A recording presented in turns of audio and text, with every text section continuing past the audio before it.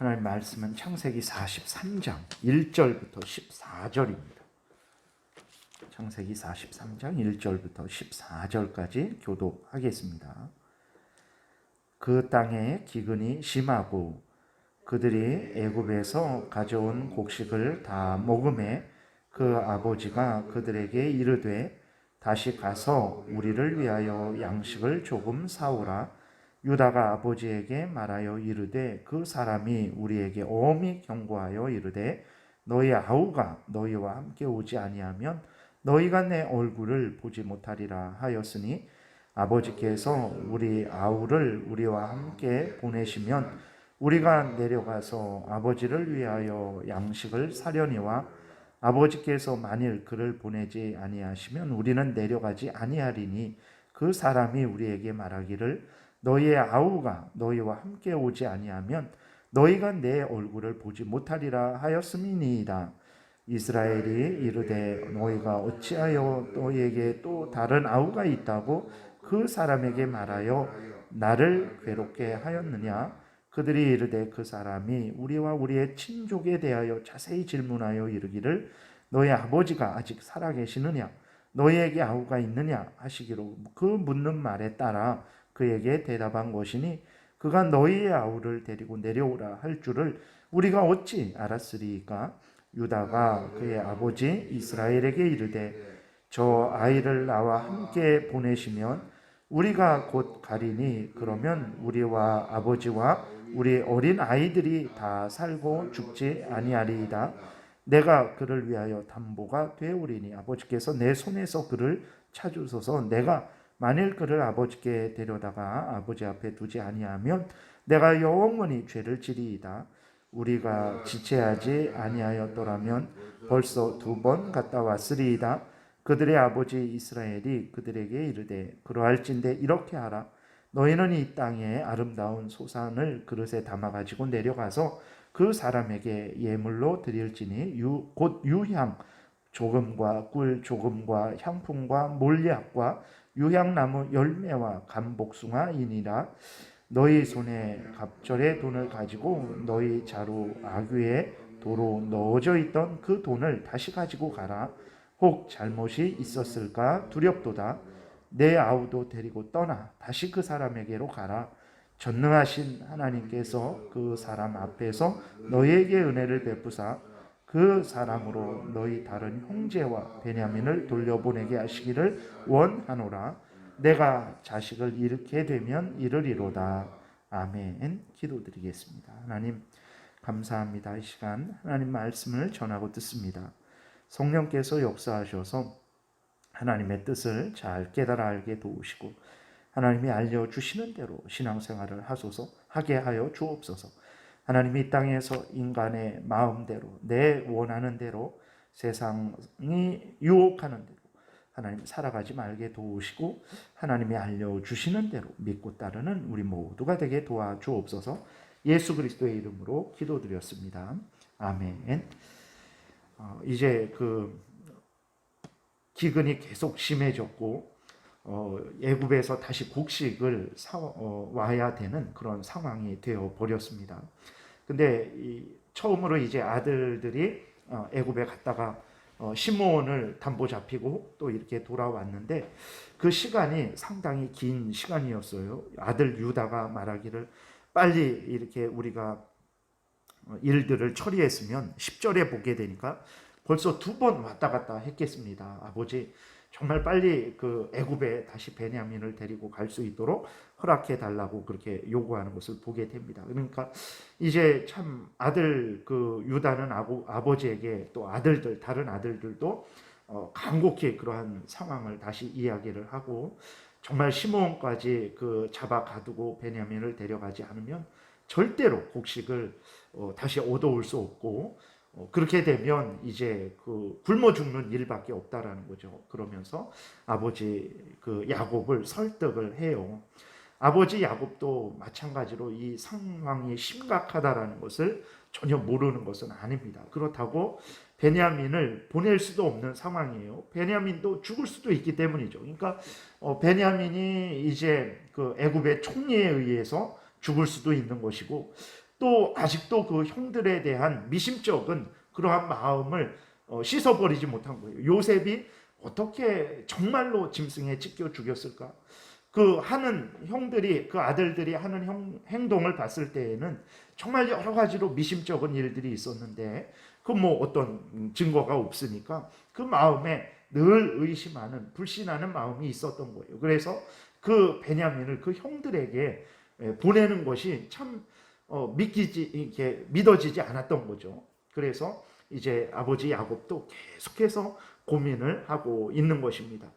베냐민을 보내면 베냐민이 죽을 수도 있는 것이고, 그렇다고 안 보내면 애굽에 잡혀 있는 시므온이 죽을 수도 있는 것이고, 또 곡식을 사오지 못했기 때문에 먹을 것이 없어서 자기들도 이제 야곱과 가족들이 가나안 땅에서 죽을 수도 있는 일이기 때문에 야곱의 마음은 심히 고민되고 불안하고 염려하는 마음으로 이제 가득 찼던 것을 우리가 보게 됩니다. 그래서 참으로 야곱이 인간적인 말을 해요. 6절에 보게 되니까 이스라엘이 이르되 너희가 어찌하여 너희에게 또 다른 아우가 있다고 그 사람에게 말하여 나를 괴롭게 하였느냐.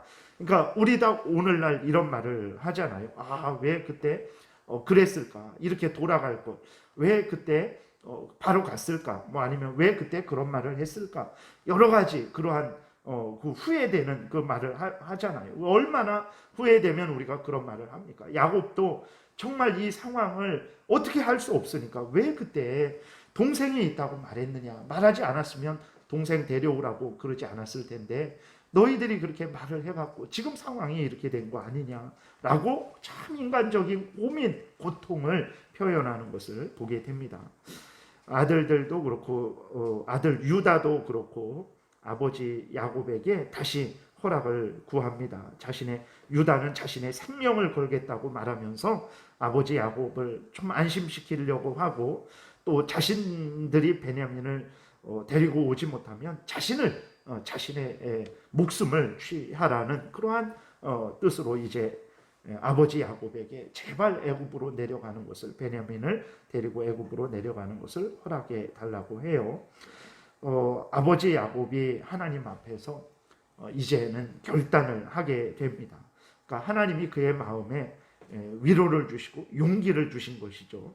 13절, 14절에 보게 되니까 내 아우도 데리고 떠나 다시 그 사람에게로 가라. 이제 애굽의 총리에게 가라는 거예요. 아직 요셉인지 모르니까 그 사람에게로 가라. 베냐민을 데리고 가라는 거예요. 14절, 전능하신 하나님께서 그 사람 앞에서 너희에게 은혜를 베푸사 그 사람으로 너희 다른 형제와 베냐민을 돌려보내게 하시기를 원하노라. 내가 자식을 잃게 되면 이르리로다 라고 이렇게 하나님 앞에서 결단을 하는 것을 보게 됩니다.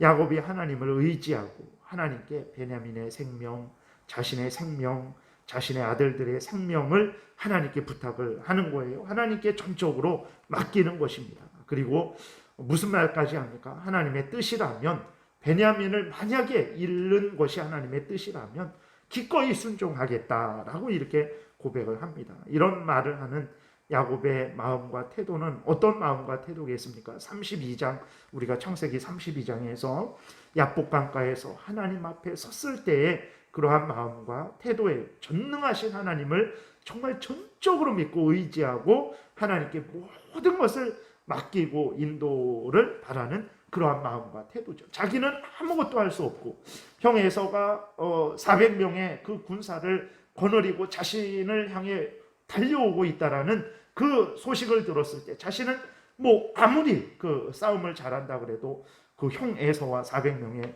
그 군대를 이길 수 있겠습니까? 그러니까 정말 절망에 빠진 거죠. 그때 어떻게 합니까?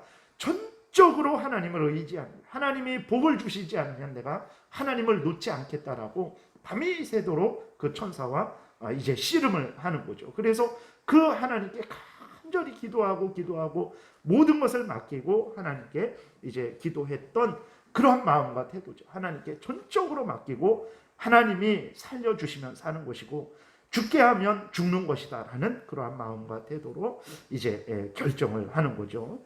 이것을 어떻게 하냐 그랬을 때 6절, 8절, 11절에 보게 되면 야곱의 이름을 이스라엘이라고 부릅니다. 그 전까지는 계속 야곱 야곱 야곱 이렇게 이야기를 했었는데 6절 또 8절 11절에 보게 되니까 이스라엘이라는 이름으로 야곱을 불러요. 이스라엘이라는 이름은 언제 주어졌습니까? 그 32장에 야복강가에서 베델에, 물론 그렇게 베델에서 하나님께서 또 말씀을 하셨고 32장 야복강가에서 하나님께서 다시 야곱에게 너의 이름을 이스라엘이라 하라 라고 이렇게 말씀을 하셨죠. 그랬을 때에 이 이름을 기록하신 것은 야곱이 야복강가에서 전적으로 하나님을 믿고 의지했던 것처럼 정말 야곱이 지금 하나님만 전적으로 믿고 의지하며 하나님께 모든 것을 맡기고 하나님이 살게 하시면 사는 것이고 죽게 하시면 죽는 것이다. 나는 어찌할 수가 없다. 그러니까 야곱도 어찌할 수 없잖아요. 베냐민을 애굽에 보낼 수도 없는 것이고 또 안 보낼 수도 없는 것이고 그 고민 속에서 모든 것들을 하나님께 맡기고 자기가 해야 될 일들을 이제 하는 거죠. 야곱의 위대함이 여기에 있는 것입니다. 믿음이라는 것은 바로 이런 거예요. 살아계신 하나님, 섭리하시는 하나님께 모든 것을 맡기고 하나님께서 어떻게 인도하시던 기꺼이 즐거이 순종하는 믿음, 이것이 바로 하나님이 우리에게 주신 믿음이고 우리가 마땅히 가지고 또 살아가야 될 믿음입니다. 오늘 우리는 인생을 살아가는데 어떤 마음과 태도로 살아가고 있습니까? 하나님이 인도하신 대로 기꺼이 즐거이 순종하려는 마음과 태도로 살아가고 있습니까? 하나님이 인도하시는 길이 사는 길이든 죽는 길이든 아멘, 하나님 기꺼이 살게 하시면 살겠고 죽게 하시면 죽겠습니다 라는 하나님의 손에 이끌리는 그러한 마음과 태도를 가지고 살아가고 있습니까? 하나님의 뜻을 이루기 위해서 나의 마음과 뜻과 정성과 목숨을 다 드리는 마음과 태도로 살아가고 있습니까? 아니면 그래도 내 생명은, 그래도 내 자존심은, 그래도 내 자식은 드릴 수 없지라는 마음과 태도로 살아가고 있습니까? 하나님이 창세전에 왜 작정을 하셨습니까? 하나님이 왜 또 천지 창조를 하셨습니까? 하나님이 왜 그 창조하신 것들을 그냥 내버려 두지 않고 손에 쥐고 다스리는, 통치하는 그러한 섭리를 행하고 계십니까? 다른 것이 아니에요. 하나님의 영광을 위해서 그런 것입니다. 이 땅에서 어떤 사람이 부귀영화를 누리고 높은 지위 권세를 누리고 자기가 원하는 대로 다 이루고 살아가는 삶, 그거 얼마나 참 인간적으로 복된 삶입니까? 그거보다 더 복된 삶이 없는 거예요. 그래서 사람들이 그렇게 살려고 지금 온 힘을 기울여서 이 새벽부터 일을 하고 있는 것 아닙니까?